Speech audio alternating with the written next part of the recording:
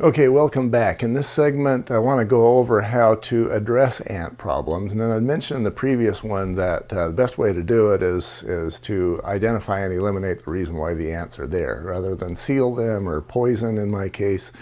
I really believe that if you were to be able to successfully not have the Cheerios and marshmallows and graham crackers on the floor, then the reason why the ants are going into the house gets eliminated. Now that sometimes can be easier said than done, but that is the case for whether we're talking about ants or termites or mice or squirrels or whatever the critter may be. That to me is the best solution and the most permanent. Assuming that we are not clear on what they're coming in for. You have a nifty little technique that I have learned, and I'll share that with you. It's called bait and switch. And I don't know if it was originally used here and then used to identify what happens with certain car dealerships, etc. But we're going to go over the bait and switch method because it's very helpful. So the idea is there's a couple of different kinds of ants. There's the grease type ants and the sugar type ants. Different ants are looking for different things, but generally it's going to be either grease or sugar.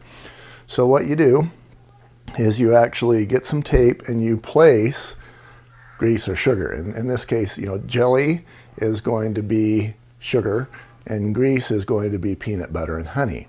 So you're going to place these, a little bit of either, of jelly and peanut butter and honey around different locations in your house, and you're going to basically be able to see on this tape. Some of these ants are going to get trapped on the tape, and then you're going to be able to see where the ants are. Obviously, the 80-20 rule is going to apply. 80% of the ants are going to be in 20% of the locations. And so using this bait and trap method, you're going to be able to identify where the ant problem is. Then what you do is you switch the peanut butter and jelly for a poison, which in many cases will be borax or boric acid or whatever ant poison that you can find. And then the ants are already used to going to the peanut butter and honey, and now they're going to be finding boric acid. They're going to still think that's food. They're going to take that back to the colony. The queen's going to eat it, and the colony dies.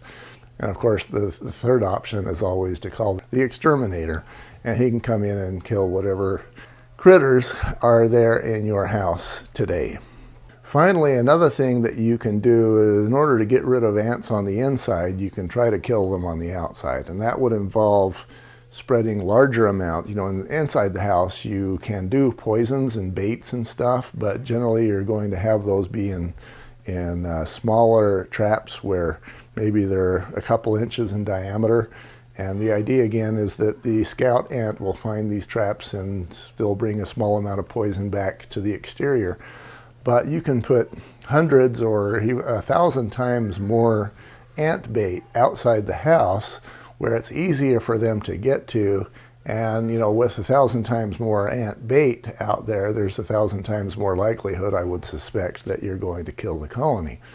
You just got to be careful, because if you're putting it in these big piles that children or dogs can get to, you might be killing off the children and or dogs, and of course nobody wants to do that.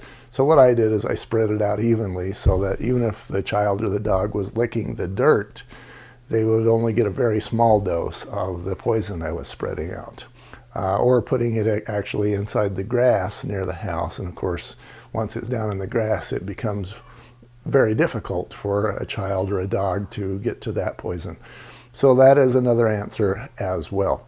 Next section, we're going to talk about spiders. Everybody wants spiders in their house, so we'll let you know how to do that, and I'll be back.